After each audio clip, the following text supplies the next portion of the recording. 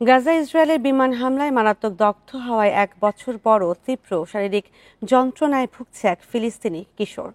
পুরো স্থানগুলো সবসময় জ্বালা পোড়া হওয়ায় ব্যথানাশক ওষুধ নেয় সে। তবে খাবার, ওষুধ ও পর্যাপ্ত চিকিৎসার অভাবে সম্পূর্ণ সুস্থ হতে পারছেন না এই কিশোর। দিন দিন শারীরিক পরিস্থিতির অবনতি হওয়ায় ভবিষ্যতে তার 2 হাতই কেটে ফেলতে হতে পারে বলে জানান চিকিৎসকেরা।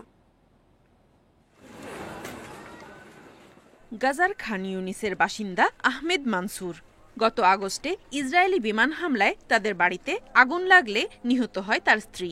দগ্ধ হয় সে, তার মা ও 3 সন্তান। বর্তমানে শহরটির একটি অস্থায়ী তাঁবুতে থাকছে পরিবারটি। ওই হামলায় গুরুতর দগ্ধ হয় আহমেদের 17 বছর বয়সী ছেলে তাইসির। আগুনে তার হাত, পা, মুখসহ দেহের অনেকাংশ পুড়ে যায়। 1 বছর ধরে চিকিৎসা চলছে তার। ক্ষতস্থানগুলোতে সারাক্ষণ জ্বালাপোড়া ও তীব্র ব্যথা হয়। অসহনীয় যন্ত্রণা থেকে স্বস্তি পেতে প্রতিদিন ব্যথানাশক ওষুধ নেয় সে। দিন দিন শারীরিক পরিস্থিতির অবনতি হওয়ায় ভবিষ্যতে তার 2 হাতই কেটে ফেলতে হতে পারে বলে জানান চিকিৎসকরা। জ্বালাপোড়া ও ব্যথার কারণে আমি ঠিকমতো ঘুমাতে পারি না।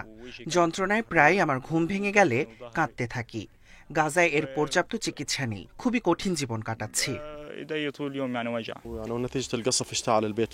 ক্ষতগুলো সারাতে ওকে পুষ্টিকর খাবার খাওয়ানো প্রয়োজন, কিন্তু আমার কাছে কোনো টাকা নেই। সবজির অনেক দাম, মাংস পাওয়াই যায় না এখানে, এমনকি প্রয়োজনীয় ওষুধও পাওয়া যায় না।